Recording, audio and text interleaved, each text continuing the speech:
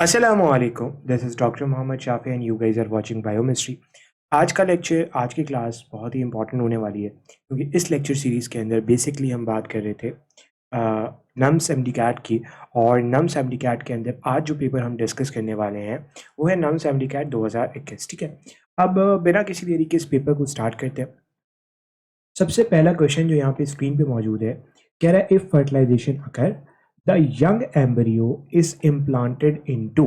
अब होता क्या है, फर्टिलाइजेशन जब हो जाती है, फर्टिलाइजेशन का मतलब ये है कि आपके पास स्पर्म और ओवम, ठीक है, स्पर्म और ओवम ये फ्यूज कर रहे हैं जिसके नतीजे में बन रहा है एक जाइगोट। फिर ये जाइगोट डिवीजन स्टार्ट करता है and this zygote is going to convert into the embryo. ठीक है, फिर होता ये कि ये जो एम्ब्रियो है ये आगे जाके फिर इम्प्लांट होता है यूट्रस के अंदर। तो जब आप देखते हो यूट्रस को, तो यूट्रस की जो वॉल होती है ना, उसकी वॉल 3 लेयर से 3 बेसिकली लाइनिंग्स होती हैं। सबसे बाहर वाली जो लाइनिंग होती है ना, outer one, that is the perimetrium, ये कनेक्टिव टिश्यू से मिलके बनी है। Then the inner one is the myometrium, जो बेसिकली स्मूथ मसल से मिलके बनी है। इसी तरीके से जो लास्ट वन होती है that is the endometrium and this is made up of basically the tissues, और फिर यहाँ पे आपको ग्लैंड्स, ये सारी चीज़ें बेसिकली मिल रही होती है। तो जो एम्ब्रियो है वो इम्प्लांट होता है इस लास्ट वाले लेयर में, this is the endometrium. So endometrium is the right answer. आगे बढ़ते हैं और अब बात करते हैं अगले क्वेश्चन की। सो क्वेश्चन में आपसे कह रहा है sperms are produced in, sperms कहाँ प्रोड्यूस होते हैं भाई? तो स्पर्म्स हमें पता है कि स्पर्म्स आर मेल गैमीट, और जो मेल गैमीट होता है ये टेस्टिस के अंदर फॉर्म होता है। सही है, टेस्टिस के अंदर फॉर्म होता है और इस मेल गैमीट को आप स्पर्म कहते हो। सो स्पर्मेटोजेनेसिस कहाँ होती है? टेस्टिस के अंदर। टेस्टिस के अंदर भी कुछ इस तरह से स्फेरिकल स्पेसेस होती हैं, they are called the seminiferous tubules. तो सेमिनिफेरस टिब्यूल के अंदर बेसिकली आपके पास स्पर्मेटोजेनेसिस का प्रोसेस हो रहा होता है, जबकि स्पर्म की जो मैच्योरेशन है वो एपिडिडाइमस के अंदर वास डेफरेंस वो डक्ट है जो बेसिकली स्पर्म को लेकर जाती है। तो answer would be option A, seminiferous tubule. आगे बढ़ते हैं, कह रहे हैं hormones called gonadotrophins are released by which gland. ठीक है, हार्मोन्स जो गोनेडोट्रोफिन होते हैं, गोनेडोट्रोफिन में आपके पास आ जाता है फॉलिकुलर स्टिमुलेटिंग हार्मोन और ल्यूटेनाइजिंग हार्मोन।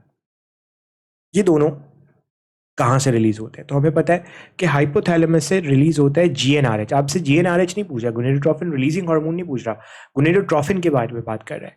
ये गोनेडोट्रोफिन नीचे आता है और आके पिट्यूटरी से रिलीज करवाता है एफएसएच और एलएच। तो एफएसएच और एलएच क्या है? गोनेडोट्रोफिन्स। इसका मतलब है पिट्यूटरी से रिलीज करवाएगा। आंसर वुड बी ऑप्शन ए।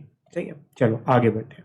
सवाल में कह रहा है कि विच of the following is found at the end of long bones in the nose, लैरिंग्स and trachea.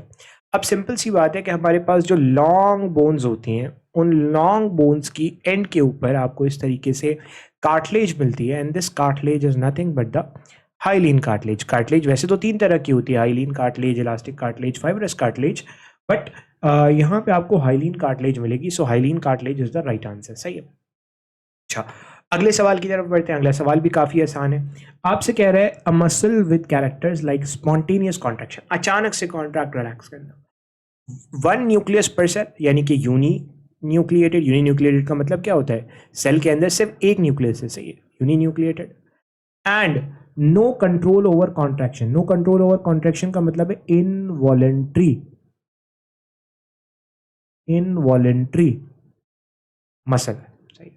No control over contraction, ये किसकी कैरेक्टरिस्टिक बता रहा है? देखो, इनवॉलेंट्री तो आपका कार्डियक भी हो सकता है, स्मूथ भी हो सकता है। यूनिन्यूक्लिएटेड आपका स्मूथ भी हो सकता है और कार्डियक भी हो सकता है। सम बुक सेज कि cardiac muscle might be uninucleated और बाइन्यूक्लिएटेड। ठीक है, इसी तरीके से स्पॉन्टेनियस कॉन्ट्रैक्शन, जो हार्ट है ना, ये रिदमिकली कॉन्ट्रैक्ट रिलैक्स करते हैं। तो आपका एग्जैक्टली जो आंसर बनता है वो बनता है स्मूथ मसल। ठीक है, smooth muscle would be the right answer. Visceral muscle क्यों नहीं हो सकता? विजरल मसल एक जनरल टर्म है। ठीक है, एग्जैक्टली ये स्मूथ मसल होगा। सही है, आगे बढ़ने, कह रहे ball and socket joint are presented. Ball and socket joint का मतलब क्या है? जहां पे आप 360 डिग्री मूवमेंट कर सको। तो ये आपको 2 ही जगह पे मिलता है मेजरली। अगर मैं बात करूं, एक हिप जॉइंट है और दूसरा आपके पास शोल्डर जॉइंट है। So shoulder joint is the right answer. Knee और एल्बो हिंज जॉइंट में आ जाते हैं और रिस्ट जॉइंट एलिप्सोइडल जॉइंट के अंदर आ जाता है। So answer would be option ए। अच्छा भाई, इस सवाल की जब हम बात करेंगे क्वेश्चन नंबर 7 की, सो क्वेश्चन नंबर 7 में आपसे क्या कह रहा है?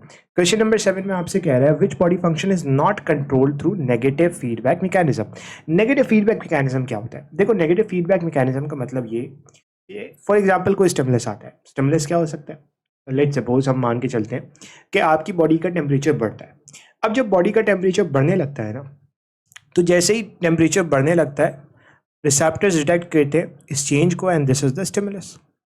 अब होता क्या है कि बॉडी जो है वो ऐसा मैकेनिज्म स्टार्ट करती है जिस मैकेनिज्म के नतीजे में टेम्परेचर क्या होने लगता है? कम होने लगता है। तो अल्टीमेटली स्टिमुलस के अगेंस्ट आप जाके काम कर रहे हो, स्टिमुलस की इंटेंसिटी को कम कर रहे हो। This is nothing but the negative feedback. सही है। अब नेगेटिव फीडबैक की एग्जांपल के अंदर आपके पास सारे हार्मोनल कंट्रोल भी आ जाते हैं, पैराथायरॉइड, ग्लूकागॉन। और इसकी एग्जांपल के अंदर बॉडी टेम्परेचर, जैसे मैंने अभी आपको बताया, लेबर कॉन्ट्रैक्शन, ये पॉजिटिव फीडबैक मैकेनिज्म है। कैसे पॉजिटिव फीडबैक है? लेट्स सपोज ये सर्विक्स है, जैसे ही बेबी का हेड सर्विक्स पे लगेगा वैसे ही होगा क्या कि आपके पास यूट्राइन मसल्स कॉन्ट्रैक्ट करेंगे। यूट्राइन मसल्स कॉन्ट्रैक्ट करेंगे, ऊपर हार्मोन रिलीज होगा ऑक्सीटोसिन, वो और ज़्यादा यूट्राइन मसल्स को कॉन्ट्रैक्ट करवा रहा होगा। This is the labour contraction. बच्चे की पैदाइश नॉर्मली इसी तरीके से हो रही होती है। तो इस प्रोसेस के अंदर पॉजिटिव फीडबैक इंक्लूडेड होता है। This is the right answer, क्योंकि नेगेटिव फीडबैक नहीं है वो पूछा था, ऑप्शन ही करेक्ट हो जाता है। सही है। अच्छा, सवाल में कह रहा है grey matter of spinal cord does not contain. अब होता क्या है? लेट्स सपोज मैं एक स्पाइनल कॉर्ड का सेक्शन बनाता हूँ। सही है।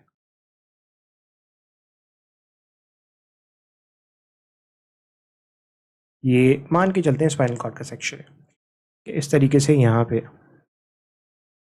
ये बटरफ्लाई शेप्ड ग्रे मैटर मौजूद है। सही है। ये सेंट्रल कनाल हो गई। अब होता क्या है, नॉर्मली ग्रे मैटर के बारे में हमने पढ़ रखा है, जो मेरे स्टूडेंट्स हैं खास तौर पे, मैं अपनी क्लासेस के अंदर बेसिक डिफरेंस ज़रूर बताता हूँ गैंग्लिया का, ग्रे मैटर का, वाइट मैटर का। सो एवरीवन नोज कि जो ग्रे मैटर होता है ना, इस ग्रे मैटर के अंदर मेनली सेल बॉडीज होती है। अब ये जो सवाल है वो थोड़ा सा ट्रिकी है, इसमें कॉन्सेप्ट लगेगा। कैसे? होता क्या है, आपको पता है कि जितनी भी सेंसरी इंफॉर्मेशन होती है वो आती है सेंसरी न्यूरॉन के जरिए, और यहाँ पे होता है ganglia. So ganglia is the collection of cell bodies in the PNS, peripheral nervous system के अंदर सेल बॉडीज का कनेक्शन गैंग्लिया कहलाया जाता है। तो समझो ये गैंग्लिया है। ठीक है। ये किसका गैंग्लिया है? ये बेसिकली पोस्टीरियर साइड पर मौजूद है, तो इसे कहते हैं डॉर्सल रूट गैंग्लिया। सही है। ये आ रही है आपके पास डॉर्सल रूट। इस डॉर्सल रूट में ये गैंग्लिया, यानी कि यहाँ पे सेल बॉडीज मौजूद है। किसकी? ये कौन सा न्यूरॉन आ रहा है? Sensory neuron. और फिर ये सेंसरी न्यूरॉन जा रहा है पीछे आपके posterior part of the grey matter के अंदर। सही है। यहाँ पे ये कनेक्शन बनाएगा किसके साथ? इंटरन्यूरॉन के साथ, अगर मैं पूरा मैकेनिज्म देखूं।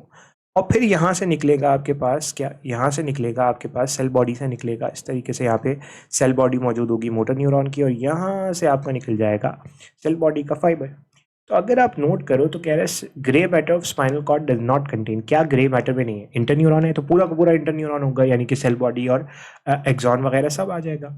इसी तरीके से अगर आप नोट करो तो यहाँ पे सेल बॉडी मौजूद है मोटर न्यूरॉन की भी, क्योंकि मोटर न्यूरॉन का कोई गैंग्लिया नहीं। सही। तो इसका मतलब ये कि मोटर न्यूरॉन भी मौजूद है। अब क्या चीज़ मौजूद नहीं है? Cell bodies of interneuron. जाहिर सी बात है, इंटरन्यूरॉन पूरा का पूरा मौजूद है, तो यहाँ पे सेल बॉडी भी मौजूद होगी। Cell body of sensory neuron. Sensory neuron की सेल बॉडी मौजूद है, ये तो बाहर है। तो इसका मतलब है option B is the right answer, क्योंकि सेल बॉडी सेंसरी न्यूरॉन की बाहर है। इसी तरीके से कह रहे हैं cell body of motor neuron यहाँ पे मौजूद है अंदर। एक्सॉन ऑफ इंटरन्यूरॉन, इंटरन्यूरॉन का एक्सॉन तो अंदर ही है ना, तो कंफ्यूज नहीं होना। ठीक है, सवाल को पहले समझना है। तो answer would be option B. आगे बढ़ते हैं। सही है, अगले सवाल की तरफ बढ़ते हैं। सवाल में आपसे कह रहा है in terms of enzyme action maximum temperature refers to a temperature at which. Maximum temperature क्या होता है? देखो, मैक्सिमम टेम्परेचर का मतलब ये है कि आपके पास सबसे पहले तो आपको पता है कि जैसे जैसे आप टेम्परेचर बढ़ाते हो रेट ऑफ एंजाइम एक्टिविटी बढ़ती रहती है, बढ़ती रहती है, बढ़ती रहती है, बढ़ती रहती है। देन एक वक्त आता है जब रेट ऑफ एंजाइम एक्टिविटी अपने उरूज पे होती है, and this is the optimum temperature. Optimum temperature के बाद आपके पास जो रेट ऑफ एंजाइम एक्टिविटी है वो बहुत तेज़ी से डिक्रीज करती है। क्यों? क्योंकि यहाँ पे आप क्या कर रहे हो, एंजाइम को डीनेचर करना स्टार्ट कर रहे हो। तो मैक्सिमम टेम्परेचर का मतलब, ये तो ऑप्टिमम टेम्परेचर है। ऑप्टिमम टेम्परेचर वो टेम्परेचर है जिसके ऊपर एंजाइम एक्टिविटी मैक्सिमम है, सही है। और यहाँ पे एंजाइम एक्टिविटी मिनिमम होगी, जाहिर सी बात है। बट आपने बहुत टेम्परेचर बढ़ा दिया, this is the maximum temperature. So maximum temperature वो टेम्परेचर है जिसपे enzyme start to denature. So answer would be option D. आगे बढ़ते हैं, ठीक है। अगले क्वेश्चन में आपसे क्या कह रहा है, कह रहा है in enzymatic activity the term feedback inhibition. अब फीडबैक का क्या मतलब है? फीडबैक का मतलब है कोई चीज हुई और उसका फीडबैक आ रहा है, दिस इज द फीडबैक, सही है। अब फीडबैक इनहिबिशन क्या चीज होती है? लेट्स सपोज एक रिएक्शन है जिसमें मुझे बनाना है ए से सी, लेकिन ए से सी बनने में पहले बनता है बी और बी से बनता है सी। अब ए से बी बनने के लिए जो एंजाइम चाहिए वो चाहिए E1, बी से सी बनने के लिए जो एंजाइम चाहिए वो है E2। अगर सी की कंसंट्रेशन बहुत ज़्यादा हो गई तो क्या मैं ये चाहूँगा कि ए बी के अंदर कन्वर्ट हो, बी सी के अंदर और कन्वर्ट हो? नहीं चाहूँगा। तो होगा ये कि आपका ये जो सी है ना, ये आके इनहिबिट कर देगा एंजाइम E1 को, जिसकी वजह से ए बी में कन्वर्ट नहीं होगा। This is the normal feedback inhibition. इसके अंदर क्या हो रहा है, जो प्रोडक्ट है वो क्या कर रही है, enzyme is inhibited by the product being produce. This is the right answer. कह रहा है एंजाइम रिमेन अनअफेक्टेड, नहीं, इससे कोई ताल्लुक नहीं है। एंजाइम इज इनहिबिटेड इरिवर्सिबली, नहीं, इरिवर्सिबल नहीं होगा।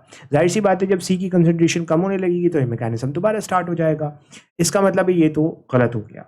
कह रहा है enzyme work normally for regulatory mechanism, ठीक है, जरूरी नहीं है। तो इसका मतलब है option D is the right answer. आगे बढ़ते हैं। क्वेश्चन में आपसे कह रहा है the chemical which regulate the enzymatic activity is, ठीक है। अब वो केमिकल सब्सटेंस जो एंजाइमेटिक एक्टिविटी को रेगुलेट कर रहा है, रेगुलेट करने का मतलब ये कि बढ़ा रहा है या कम कर रहा है, सही है। इसका मतलब है बढ़ाना और कम करना दोनों रेट ऑफ एंजाइम एक्टिविटी को कंट्रोल करने में आ गया है, सही है।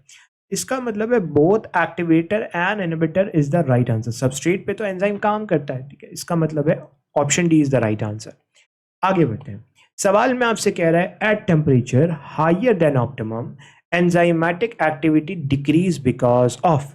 अभी हमने पढ़ा कि जैसे आप टेम्परेचर को ऑप्टिमम से आगे बढ़ाओगे तो रेट ऑफ एंजाइम एक्टिविटी गिरेगी और बहुत तेजी से गिरेगी और एक वक्त आएगा स्टॉप हो जाएगी। क्यों?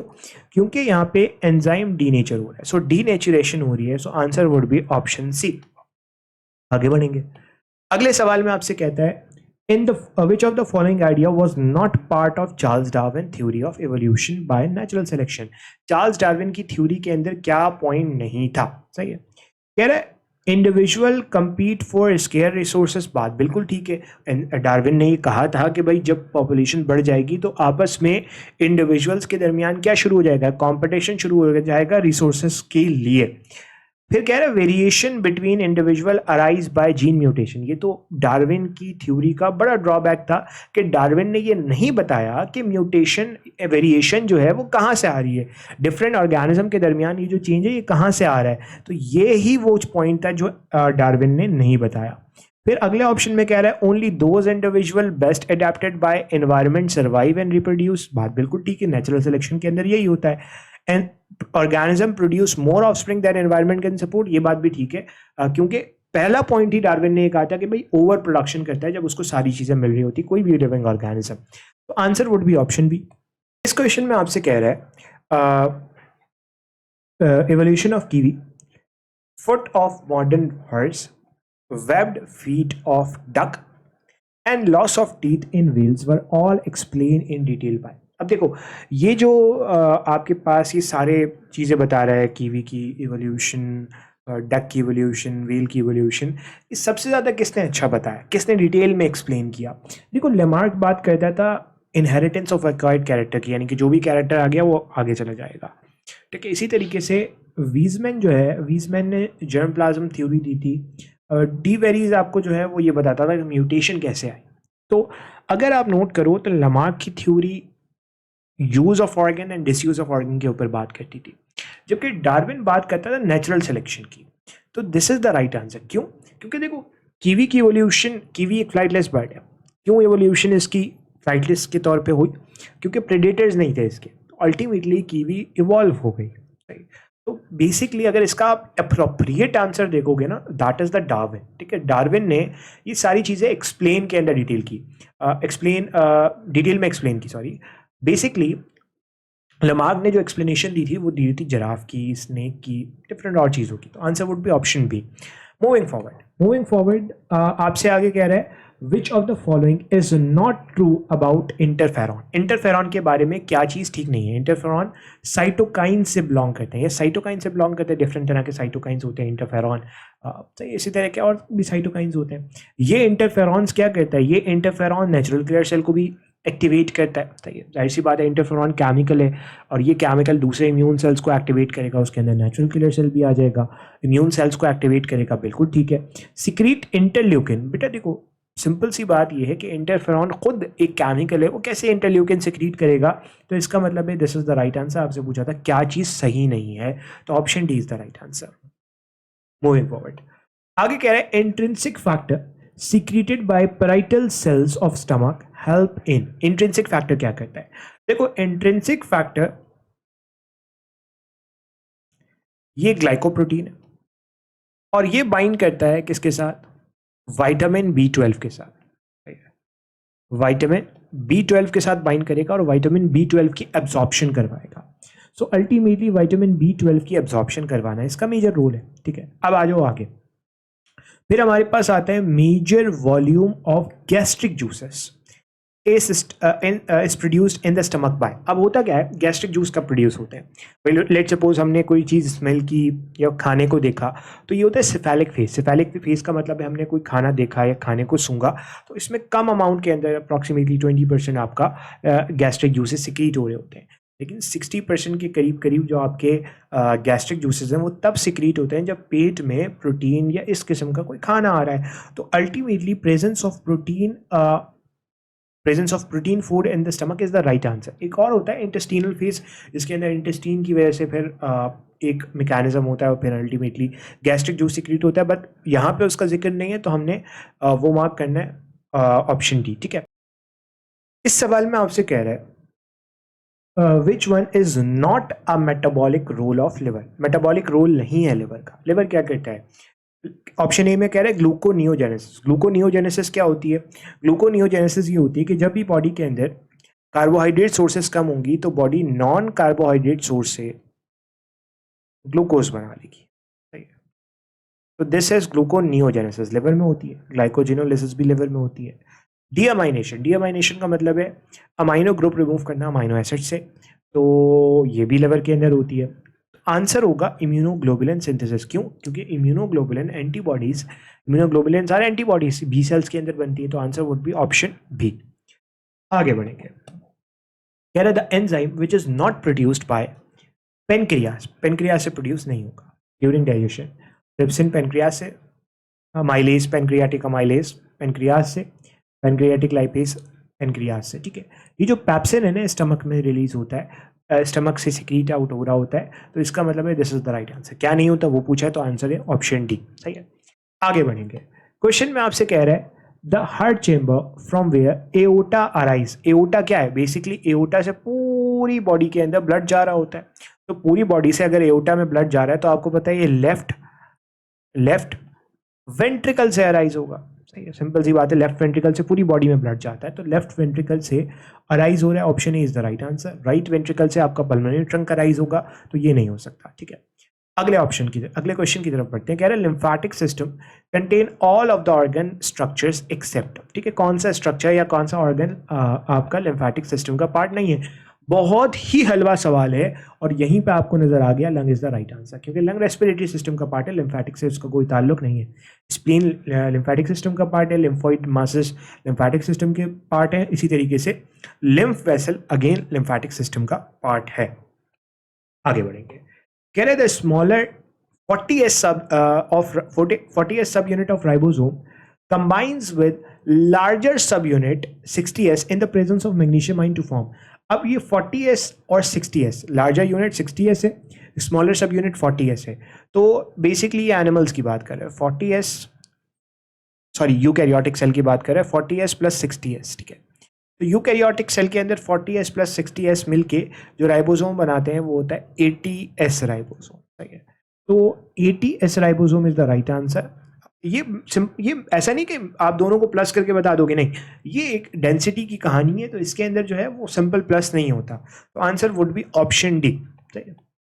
अगले सवाल पे बढ़ते हैं। कह रहे हैं नेचुरल बैक्टीरियल फ्लोरा, नेचुरली आपको इंटेस्टाइन के अंदर बैक्टीरिया मिलता है, it is beneficial to humans because they are. अब क्यों बेनिफिशियल है भाई? पहली बात, they interfere with pathogenic colonization, ठीक है, पैथोजेनिक कॉलोनाइजेशन से रोकते हैं। क्या मतलब? फॉर एग्जांपल ये नॉर्मल बैक्टीरिया इंटेस्टाइन के अंदर रह रहे होते हैं और आपको फायदा दे रहे होते हैं। एक फ़ायदा इनका ये होता है कि जहाँ पे मौजूद होते हैं ना, जाहिर सी बात है वहाँ से न्यूट्रिएंट ले रहे हैं। अगर कोई बैक्टीरिया यहाँ पे आके, दूसरा पैथोजेनिक बैक्टीरिया यहाँ पे आके ग्रो करने की कोशिश करेगा, तो ये क्या करेंगे, ये उस बैक्टीरिया को यहाँ पे कॉलोनी नहीं बसाने देंगे। ये बड़े सेल्फिश लोग हैं, ये अपनी कॉलोनी के अलावा किसी की कॉलोनी को देख नहीं सकते। सही है। They interfere with the pathogenic colonization, this is somewhat right. But आगे बढ़ते हैं, कह रहा है प्रोड्यूस एंटीबायोटिक अगेंस्ट पैथोजन। नहीं, एंटीबायोटिक प्रोड्यूस नहीं करते फ्लोरा वाले, तो ये तो इनकरेक्ट हो जाता है। कह रहा है develop resistance against physical agent, नहीं, फिजिकल एजेंट से इनका कोई ताल्लुक नहीं है, तो ये भी इनकरेक्ट हो जाता है। कह रहा है develop resistance against antigen, antigen से रेजिस्टेंस करते हैं, नहीं, ये भी कोई ताल्लुक नहीं है इनका। आंसर इज ऑप्शन है, ठीक है। आगे बढ़ते हैं। कह रहे हैं इन bacteria the resistance against heat is provided by. अब वो बैक्टीरिया जो नॉर्मली हीट, वो बैक्टीरिया जो नॉर्मली हीट करने से भी आपके ख़त्म नहीं हो रहे होते हैं, रेजिस्ट करते हैं, वो क्या है, वो बेसिकली स्पोर्स हैं। जब स्पोर्स बन जाते हैं ना बैक्टीरिया के, नॉर्मली वो हीट से भी जो है वो रेजिस्टेंस शो करते हैं, तो इसका आंसर हो जाएगा ऑप्शन डी। क्लियर है? सही है। अब आ जाओ आगे। अगले क्वेश्चन में आपसे कह रहा है these hormone perform antagonistic function except. कौन सा हार्मोन एंटागोनिस्टिक फंक्शन नहीं करता? Growth hormone somatostatin. Growth hormone somatostatin की सिक्रीशन को कम करता है। सोमैटोस्टैटिन और ग्रोथ हार्मोन एक दूसरे के अपोजिट डायरेक्शन के अंदर काम करते हैं। कैल्सिटोनिन एंड पैराथायरॉयड हार्मोन, ये दोनों भी अपोजिट काम करते हैं। इंसुलिन ग्लूकागॉन, ठीक है, इंसुलिन और ग्लूकागॉन भी एक दूसरे के ऑपोजिट काम करते हैं। तो क्या आंसर होगा? बहुत सिंपल सा नजर आ रहा है, एड्रीनलिन और नॉन एड्रीनलिन, ये दोनों एड्रीनल मेड्यूला से रिलीज होते हैं और ये दोनों जो है वो साथ मिलकर काम करते हैं, साइनर्जेटिक है। तो इसका मतलब है option D is the right answer. Simple है बहुत, मतलब ये बहुत आसान सा सवाल था। कह रहा है virus recognise host through. Virus कैसे होस्ट को रिकॉग्नाइज करता है? तो बाहर का जो प्रोटीन कोट होता है ना, अब प्रोटीन कोट एक ब्रॉडर टर्म है, अंदर आपको मिलता है कोर और बाहर होता है कोट। सही है। तो वायरस के कोट के ऊपर, यानी कि इस प्रोटीन कोट के ऊपर डिफरेंट ऐसी चीज़ें मौजूद होती हैं जिससे आप होस्ट के सेल को पहचान रहे होते हो। तो protein coat is the right answer. Capsid नहीं होगा क्योंकि protein coat is the most appropriate answer, coat के ऊपर होता है। सही है। इसी तरीके से कह रहा है सेल सरफेस मार्कर्स, ठीक है, सेल के ऊपर जो डिफरेंट मार्कर्स होते हैं वो किससे मिलके बने होते हैं? वो ग्लाइकोप्रोटीन के होते हैं, ये हमें पता है। इसी तरीके से लेट सपोज ये सेल है, इसके ऊपर ये सेल सरफेस मार्कर ये किसका बना हुआ है? ग्लाइकोप्रोटीन का बना हुआ है, तो answer would be option C. अब आ जाओ अगले क्वेश्चन की तरफ। क्वेश्चन में आपसे कह रहा है पोरेंस आर प्रेजेंट इन। पोरेंस कहाँ होते हैं? नॉर्मली पोरेंस आपको मिलते हैं डबल मेम्ब्रेन बाउंड ऑर्गेनील के अंदर। डबल मेम्ब्रेन बाउंड ऑर्गेनील के अंदर स्पेसिफिकली अगर मैं बात करूँ दो ऑर्गेनील्स के अंदर, वो बहुत इंपॉर्टेंट है। एक तो आपको मिलता है क्लोरोप्लास्ट के अंदर और दूसरा आपको मिलता है माइटोकॉन्ड्रिया के अंदर। नॉर्मली ये पोरेंस जो है वो डिफरेंट केमिकल सब्सटेंसेस को अंदर और बाहर कर रहे होते हैं, तो ये आपको मिलता है माइटोकॉन्ड्रिया में और क्लोरोप्लास्ट में। आंसर इज ऑप्शन बी, क्योंकि ये दोनों डबल मेम्ब्रेन बाउंड ऑर्गेनील है, तो आउटर मेम्ब्रेन में इनकी मिलते हैं, यह याद रखना है। सही है। इसी तरीके से आपसे कह रहा है the role of parietal cell. सही है। Parietal cell normally HCl secrete करते हैं। जाइमोजेन या चीफ सेल्स जो है वो आपके पास क्या सिक्रीट कर रहे होते हैं? पैप्सिनोजन सिक्रीट कर रहे होते हैं, जिनका काम प्रोटीन डाइजेशन के अंदर होता है। इसका मतलब है HCl सिक्रीशन पैराइटल सेल से होती है, तो आप answer would be option C. ठीक है, बहुत सिंपल है। कह रहा है structure present in both prokaryote and eukaryote. Prokaryote eukaryote दोनों में मिलेगा। तो सेल मेम्ब्रेन चाहे प्रोकैरियोट हो चाहे यूकैरियोट हो, दोनों में मिलेगी। ATS राइबोसोम ये आपको सिर्फ यूकैरियोट में मिलेगा। गोल्जी ये आपको सिर्फ यूकैरियोट में मिलेगा क्योंकि मेम्ब्रेन बाउंड है। सेल वॉल जरूरी नहीं है कि तमाम यूकैरियोट्स के अंदर हो, तो answer would be option A. Cell membrane दुनिया के हर सेल में आपको मिलेगी, चाहे वो प्रोकैरियोट हो चाहे वो यूकैरियोट हो, तो आंसर हो गया ऑप्शन ए, सेल मेम्ब्रेन। चलो भाई आगे बढ़ते हैं और अगले सवाल की बात करते हैं। नेक्स्ट क्वेश्चन में आपसे कह रहा है विच ऑर्गेनील हैज हाइड्रोलिटिक एंजाइम। किस ऑर्गेनील के पास हाइड्रोलिटिक एंजाइम होंगे? तो ये सवाल रिपीट हो रहा है नाम्स के अंदर। हाइड्रोलिटिक एंजाइम वो एंजाइम है जो हाइड्रोलिसिस करवाएंगे, डिफरेंट चीज़ों की डाइजेशन करवाएंगे। सही है, हाइड्रोलिसिस करवाएंगे, डाइजेशन करवाएंगे। ठीक है, अब हाइड्रोलाइटिक एंजाइम्स जो होते हैं ये आपको लाइसोसोम में मिलते हैं, तो answer would be option A, ठीक है, लाइसोसोम हो गया। ओके, मूविंग फॉरवर्ड, अगले क्वेश्चन में आपसे कह रहे हैं number and sequence of amino acid is determined by. अब सिंपल सी बात है कि आपके पास जो भी प्रोटीन प्राइमरी स्ट्रक्चर का होता है उसके अंदर number of amino acid and sequence of amino acid is very important. हम जैसे मेरा नाम शाफे है ना, तो मेरे नाम के अंदर 6 लेटर्स हैं और इन 6 लेटर्स की एक तरतीब है, SHAFAY, ठीक है। अगर मैं इस तरतीब को उलट दूंगा या अगर मैं ए पहले लिख दूं H बाद में लिख लूं, इस तरीके से कर लूं, तो मेरा नाम नहीं बनेगा। बिल्कुल इसी तरीके से अमाइनो एसिड के अंदर सीक्वेंस और number of amino acid is very important. किसके अंदर? प्राइमरी स्ट्रक्चर के अंदर। प्राइमरी स्ट्रक्चर की एग्जांपल, जब इंसुलिन या कोई भी प्रोटीन बन रहा होता है तो वो at the time of formation primary structure ही होता है, ठीक है। चलो आगे बढ़ते हैं, अगले क्वेश्चन की तरफ बढ़ते हैं। कह रहा है water is a solvent due to. Water क्या है? एक सॉल्वेंट है। क्यों सॉल्वेंट है? क्योंकि वाटर एक पोलर सब्सटेंस है। Option C is the right answer. Polar substance होने की वजह से वाटर एक अच्छा सॉल्वेंट है। अगले क्वेश्चन पे आएंगे, कह रहे कार्बोहाइड्रेट कंटेन। कार्बोहाइड्रेट में क्या होता है? नाम ही सब कुछ बता रहा है, कार्बन और हाइड्रेट। हाइड्रेट का मतलब है हाइड्रोजन और ऑक्सीजन, तो carbon hydrogen oxygen, carbon hydrogen oxygen.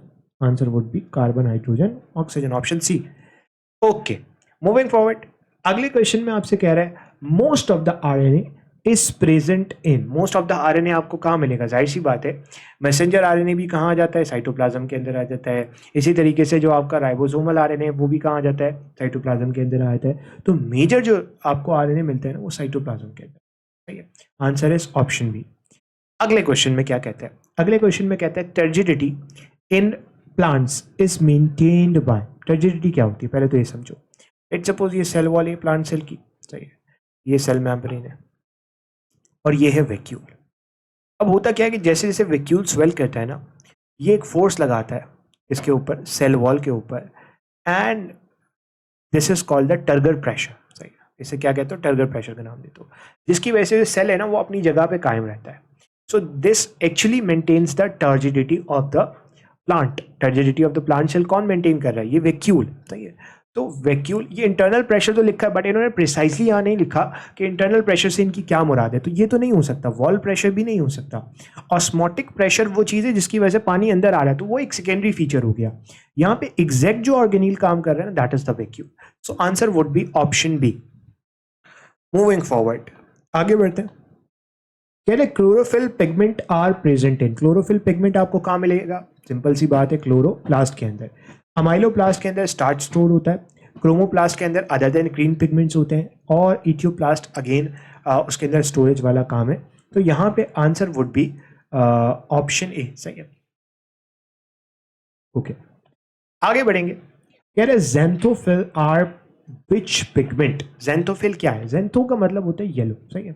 तो जेंथोफिल येलो पिगमेंट है और answer would be option D. Okay, then next question में आपसे कहता है pathway from receptor to effector.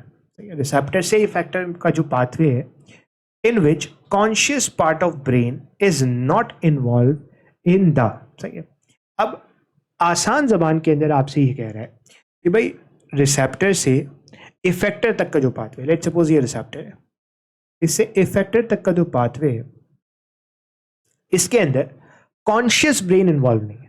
Conscious brain का मतलब क्या है? मैं इसकी एक आसान सी एग्जांपल देता हूँ। आसान सी एग्जांपल ये है कि आपने किसी गर्म चीज़ को हाथ लगाया, उस गर्म चीज़ को जैसे ही आपने हाथ लगाया रिसेप्टर ने डिटेक्ट किया, और डिटेक्ट करने के बाद आपका हाथ फौरन पीछे हट गया, इफेक्टर तक पहुंच गया मैसेज। ये जो पूरी कहानी हुई, आपका हाथ पीछे हटा है, ये क्या आपके कंट्रोल में था? नहीं, ऑटोमेटिक था, बिल्कुल ऑटोमेटिक था। तो ये जो पूरी चीज़ हुई है ना, इसको कहते हैं रिफ्लेक्स एक्शन, और ये जिस पाथवे को फॉलो करता है that is the reflex act.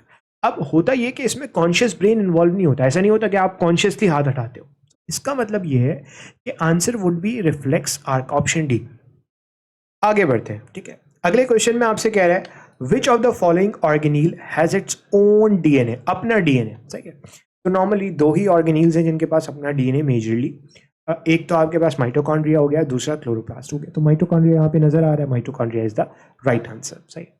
अगले क्वेश्चन पे बढ़ते हैं।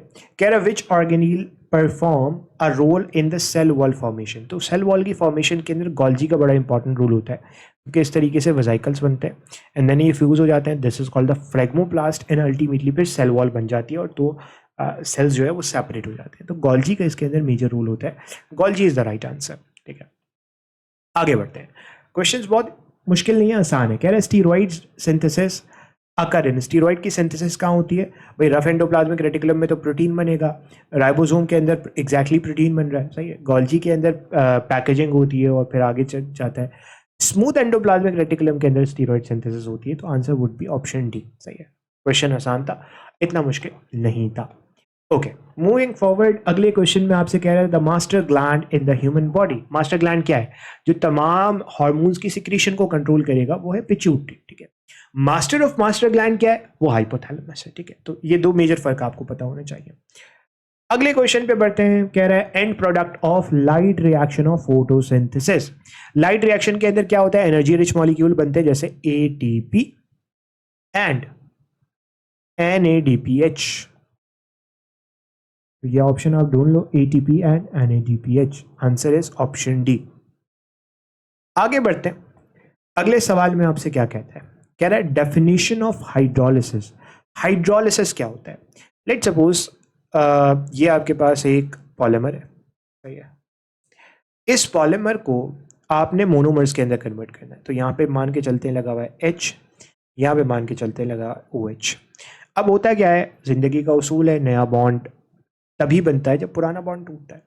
तो होगा कि क्या कि इनकी जिंदगी में दरार डालने के लिए आएगा वाटर, और ये वाटर खुद तो आपस में दरार डली चुकी है वाटर के अंदर, और वो H और OH में कन्वर्ट हो चुका है।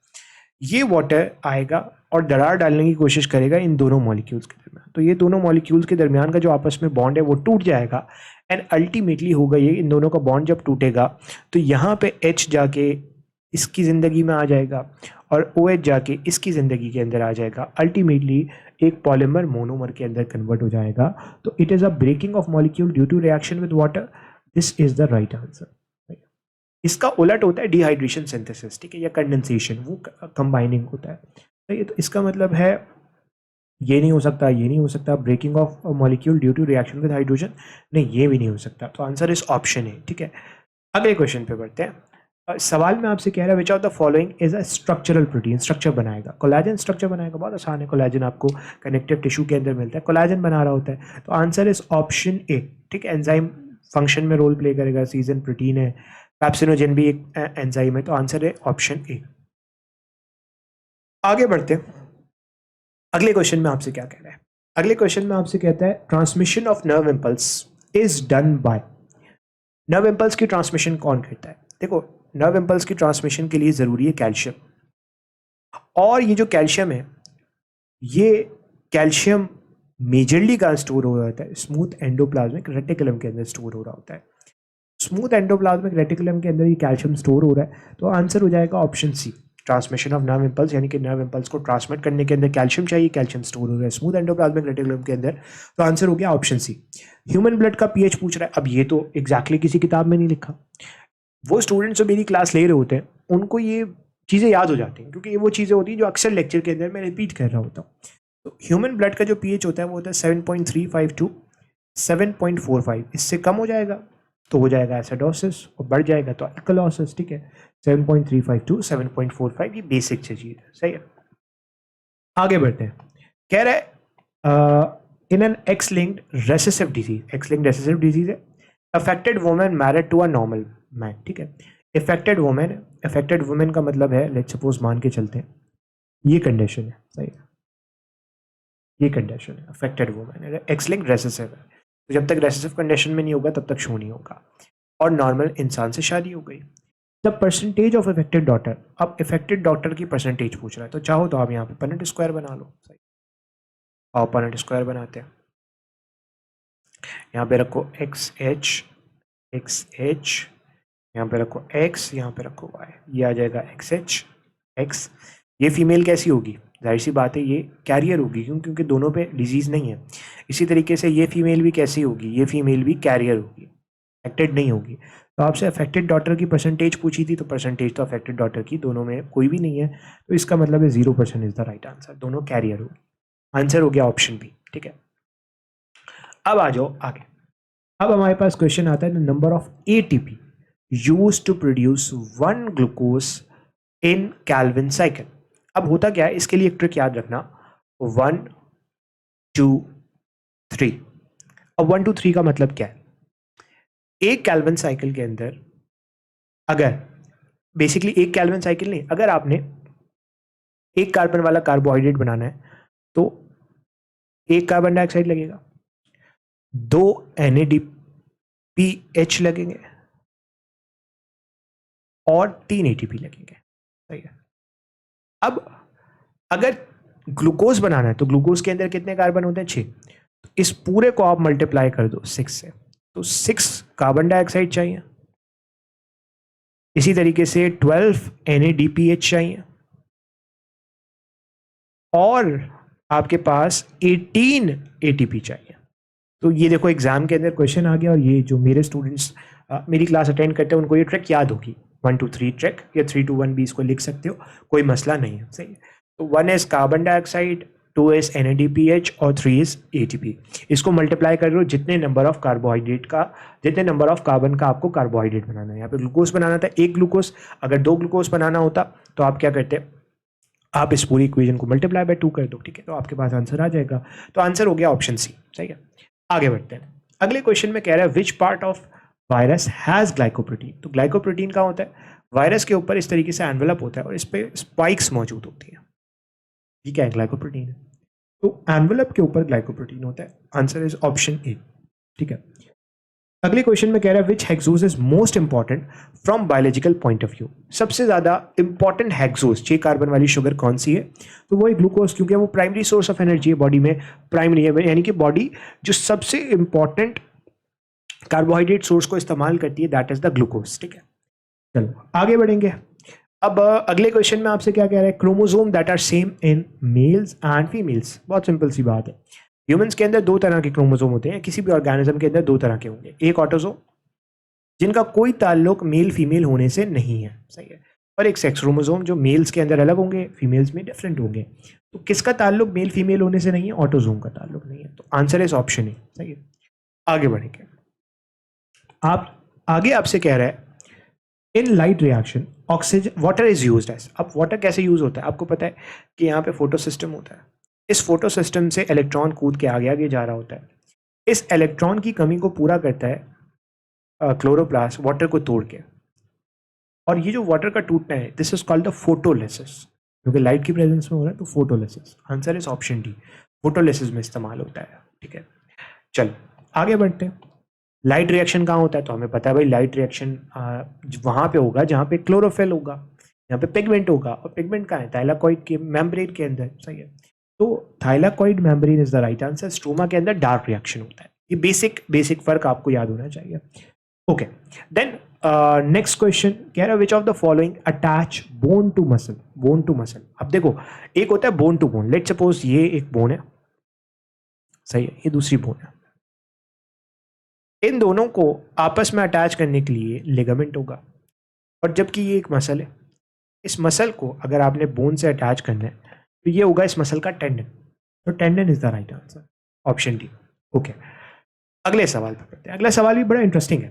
कह रहा है the outer most living boundary. Living boundary की बात कर रहे हैं, हमें पता है आउटर मोस्ट बाउंड्री हो सकता है सेल वॉल हो, बट यहाँ पे उसने लिविंग लिख दिया। लिविंग का मतलब ये कि सेल वॉल तो नॉन लिविंग है, तो इसका मतलब है आउटर मोस्ट लिविंग बाउंड्री सबके अंदर सेल मेम्ब्रेन ही होगी। ठीक है, आंसर इज ऑप्शन सी।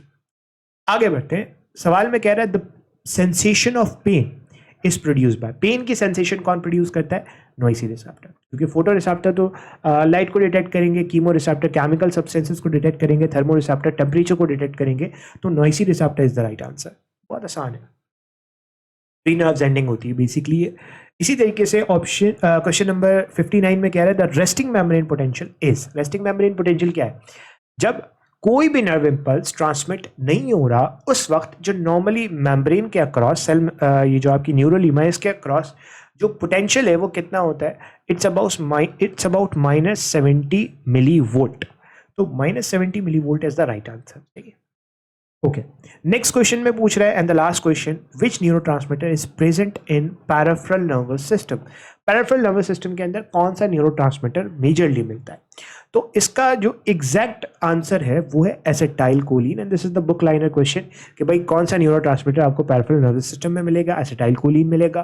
तो answer is option B. Serotonin normally brain में होता है, डोपामिन भी ब्रेन में होता है, एपिनेफ्रिन समवॉट काम कर रहा होता है, बट एग्जैक्टली अगर इसका आंसर देखोगे तो ऑप्शन बी एसिटाइल कोलिन होगा। यहाँ पे आके हमारा 2021 का जो पेपर है वो कंप्लीट होता है। आई होप कि वीडियो आपको अच्छी लगी होगी। वीडियो अच्छी लगी हो तो चैनल को सब्सक्राइब करना, वीडियो को लाइक ज़रूर करना और अपने उन दोस्तों के साथ ज़रूर शेयर करना जो नम्स MD कैट के अंदर अपेयर होने वाले हैं। आज के लिए इतना ही, इंशाल्लाह आपसे मुलाकात होती है नेक्स्ट वीडियो में। तब तक के लिए अल्लाह हाफ़िज़।